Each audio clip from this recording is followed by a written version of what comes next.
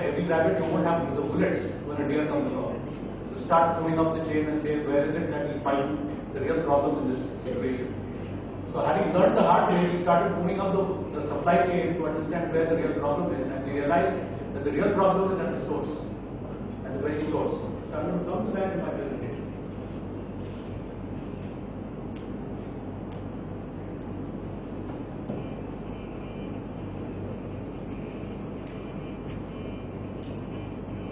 So what I'm going to speak to you is some of the best practices that we have seen, not just here but internationally, and how people have looked at film piracy from across the world, and what have been the benefits of that.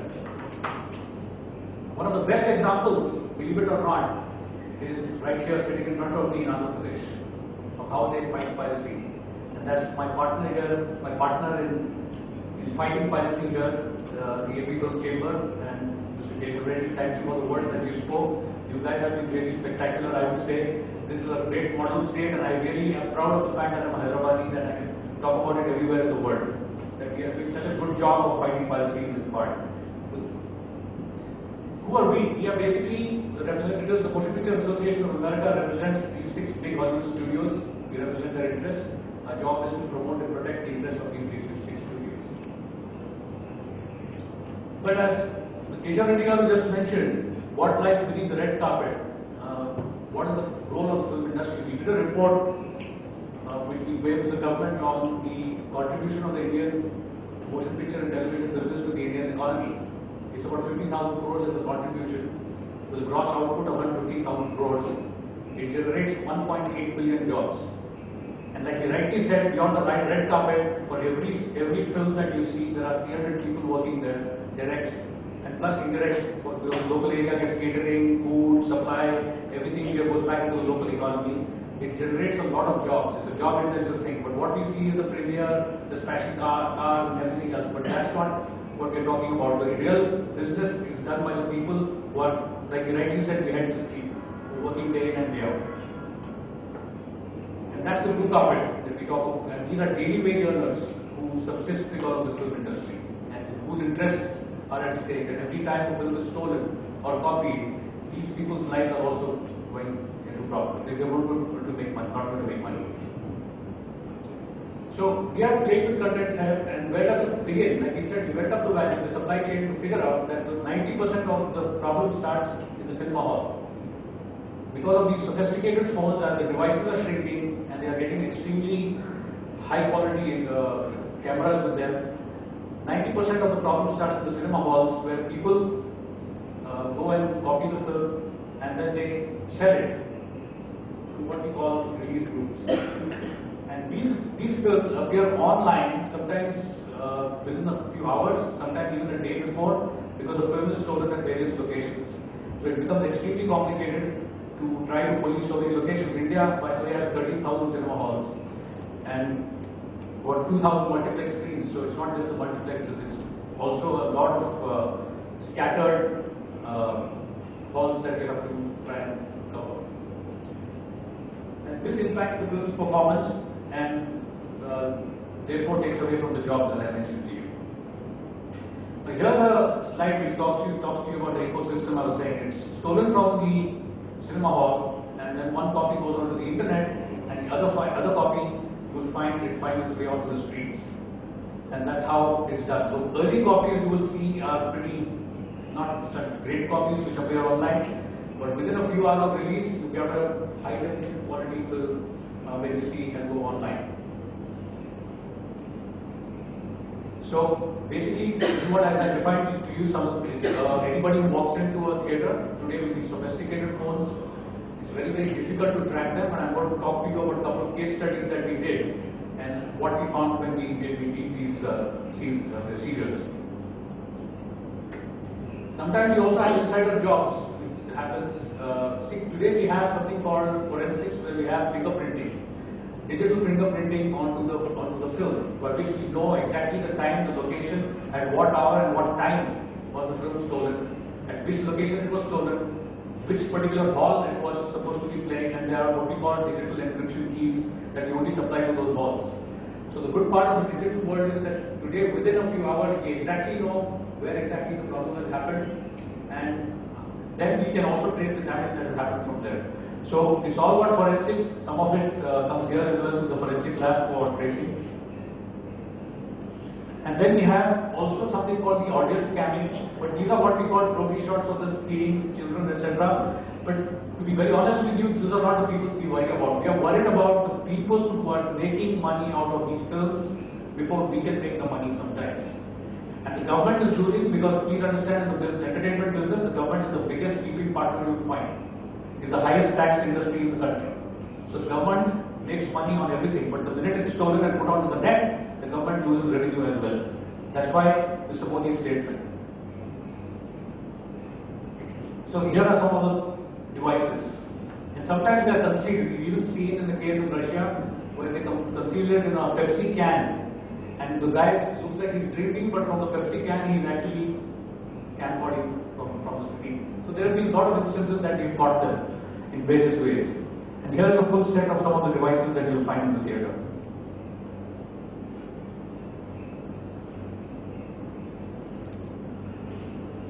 Now this costs India cybercrime, cost us $4 billion in 2013 as per a report. And criminals are using sophisticated means that we say the good guys like you stop at the border, the bad guys go everywhere. And that makes it even more complicated for us to be able to manage because as cybercrime is increasing in this country, you find that location, the sophistication of what they are doing is becoming equally, they are probably ahead of you in many, many ways. What do they do? Specifically now we talked about camcording, we have talked to the government is looking to include camcording specific legislation in the cinematograph bill. We have been working with the government, we appeared before the Justice Committee, we have even deposed before the select committees that have been created to be able to ensure that, and thanks to the USPDO for helping us in pushing that, hopefully the cinematograph bill when it goes up will have specific camcording sections at least in that which will be covered. But to move away from that to how do these pirates, how do these rogue sites, we call rogue sites, which are primarily designed to take our material and put it up there online and to be able to make money out of it. And these are basically habitual offenders. When you actually find, you do research, if you have done a landscape study, a lot of it leads to a lot of crime syndicates who are also doing other nefarious activities where you might be looking for them. I have an advisor, Mr. Shivanandan, who was a former commissioner of Bombay and then DGP there, who actually helps me through the whole process of this, and he is always trigger happy and he's saying that okay, let me put him away in the Maharashtra MPDA, the Maharashtra Pradesh Gunda Act, where Preventive of Disturbances Act, Prevention of Disturbance Act. And in that, if the same person is caught doing it twice, then he's put away. It's a very stringent act. But getting the guy to do it twice is very difficult, as these are organized crime syndicates who are operating across the world, some of them going to some of the most notorious people that you can think of. Now what happens when these sites pose and masquerade as legitimate sites, so when you actually go there, you think that these are actually legitimate sites who have licensed content, but they don't. And how do they make money? They make money through advertising and they make money through subscriptions by showing the stuff early. Now this slide actually tells you the pyramid of how peer-to-peer networks work. Kind of mentioned that in the earlier slide in the music industry, that's how P2P sites work. But this is how the peer-to-peer network works from across the world. And this is the pyramid of the internet piracy and how it operates. Now here is an example of a rogue site. This site looks like a very legitimate site. It looks like it has all the content which is legitimate. But this site, the consumer does not know that he's actually going to these kind of sites when he's going and clicking on these sites. And it looks very authentic, fullmovies.in. And some of them are linking sites. They link you to other sites. They are just top sites, so it becomes even more difficult. There are something called Cloudflares that they go through. They have sites where they have some kind of tunneling technology which allows them to be able to have mirror servers. So even if you nab the guy, you actually sometimes find that you nabbed the wrong guy or you got rid of only a mirror, whereas the actual problem continues to happen.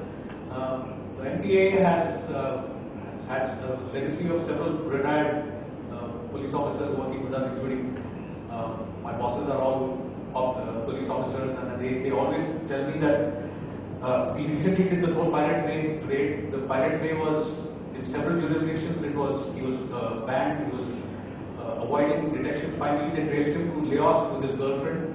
And the power of cyber is that, like we say, that you go to a store and see the DVD, you are safe compared to the digital footprint that you're going to leave behind. Whatever the criminal does, he's leaving a footprint behind. And through Facebook and through other ways of finding forensics, they traced him down to Laos. Laos had a treaty with Switzerland, but it didn't have Thailand across the border didn't have. So they nabbed him on the border of Laos. The actual owner of Pirate Bay after several years of fighting. So it becomes like a real chase. It's really like what you do across the world when you're looking at these criminals. So if you look at some of these cyber blockers that actually store the material, this is the kind of revenues that they've generated. Some of them generated 1.3 million euros in just 15 months. So, like she said rightly, it's low risk and high reward kind of business, which brings them into the business.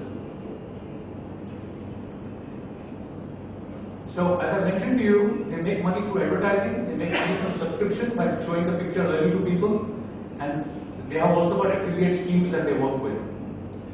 Now, if you look at the Indian landscape, that we did a landscape exercise a few months ago, the rogue websites, we did a survey and we found 128 websites, and they look authentic because they also list themselves on Google Plus and FB. They are Indian owned, and 92 of them relied on advertising, 49 of them basically relied on, and they used,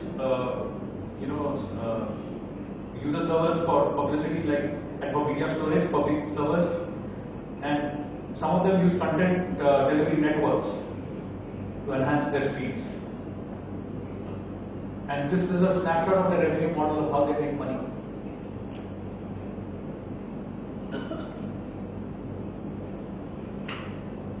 Stepping back to the camcording, we used to have 3 hotbeds in the country, which was Ahmedabad, Ghaziabad and Indore, where we used to have maximum number of camcords. But as we started going there, working with the police there, working consistently and picking up people, a couple of people we picked up in Surat and Indore, thanks to an operation with the police. We traced them down and we caught them, and thanks to the support that we got from APFCC here, we managed to nab these guys. And these guys, you'll be surprised that these guys are not some cyber experts. These were 9th standard dropouts who were causing all the damage with just cell phones. And this is what we found in that seizure. Like Yashraj, he calls himself Yamraj. And he had a pan-India, and he had links up to Pakistan, Singapore and Russia. And this is what we got from him.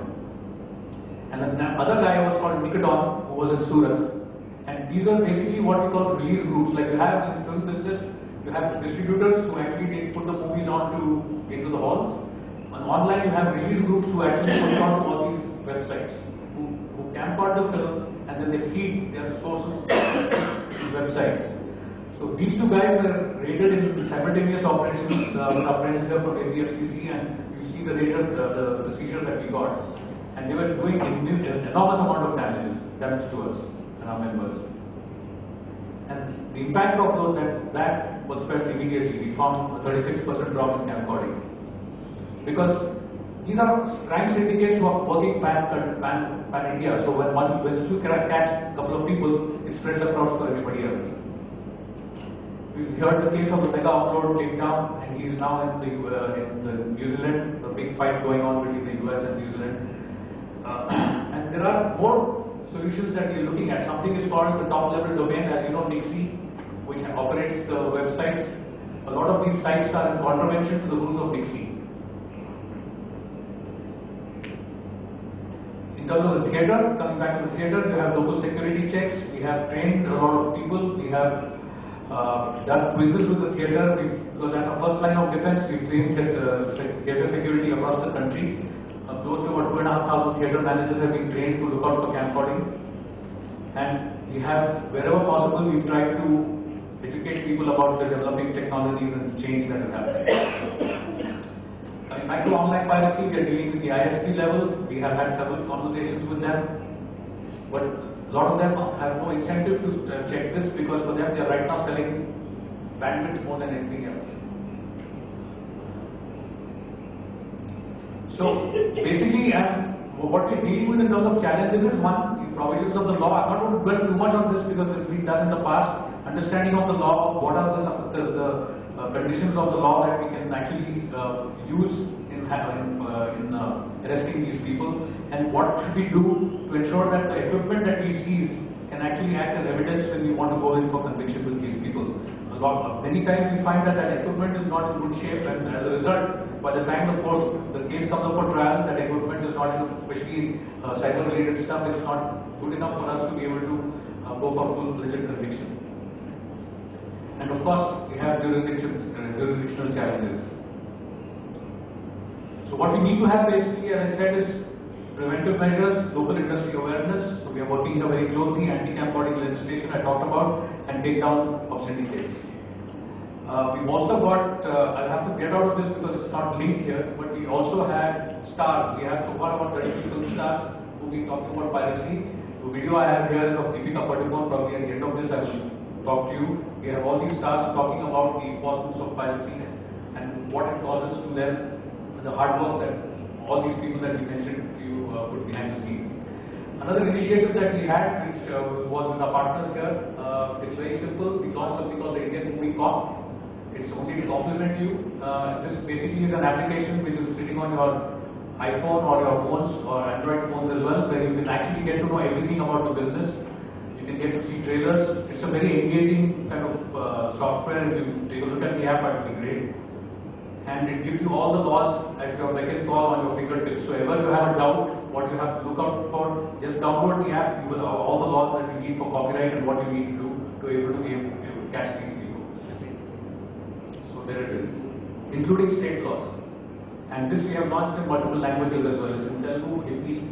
So I'll let Rajkumar cover it when he speaks. Some more screenshots of this. Now, as I mentioned, camcording trends, if you look at it across Asia Pacific, the problem is the incentive for at least some of our films, especially foreign films, is today we do data releasing to the US. So when they camcord the film, these release groups send it back, and today you just take a video from one country, you slap the audio from somewhere else, and you re-export it to many countries. So this is a syndicate which runs beyond the boundaries as well. So they steal the film from one place, and then they dub it into multiple languages, and then gets re-exported to a number of parts of the world. So we find that a lot of these groups, and these release groups are not just Indian footprint, but global footprint. Briefly, he talked about site blocking, so I'm going to talk about it. This is where we go into the civil part of the actions. Basically, you track the infringing sites, you send them breakdown notices. As I talked to you about Dixie, we go and tell them that look, some of these people are not following the guidelines that are there. We get to know their emails, their user IDs, their social networking accounts, their open source, their information, and then there are undercover agents from our groups who kind of infiltrate them to understand them. So luckily, since I work so closely with the police department, it becomes very easy for us to do all this stuff. And we have something called the intermediary strategy, where if you see the intellectual property to the advisor of the UK, we talked about following the money. So the incentive to stay in business for the pirates is to make money, advertising or subscription. So if we educated the advertisers that your brand is going into these kind of sites, mind you, some of these sites will have a children's picture, but one click away from that you will find pornography, drugs, all kinds of crimes which are related to those torrent sites. So it's actually in a way, it's nothing what we want your children to be exposed to. So I think we have to be responsible also for what we are exposing the children to. By just looking the other way, these crimes are going to get more difficult to handle. So when we look at that, when we educate the advertiser, and a lot of these advertisers are not even aware that their brand is appearing against these kind of sites, these rogue sites, and also the payment gateways. What is the best practice in this is a unit called PIPCU, which was set up by the police in London. The city police of London set up this unit called PIPCU, which is the police intellectual property crimes unit.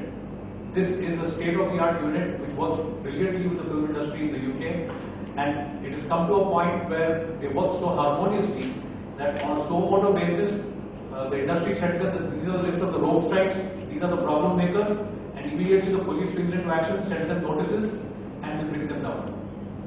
Without having to go to the recourse of law, here we have to move court, we have to go to John Doe orders, and do pretty much the same thing. Here it is happening automatically on something called the IWL wish list of these are the sites which are problematic and do not automatically works. So there are certain standard operating procedures that we look at post search, post seizures, coordination between cyber cells and hotline of report hotlines like she mentioned the button.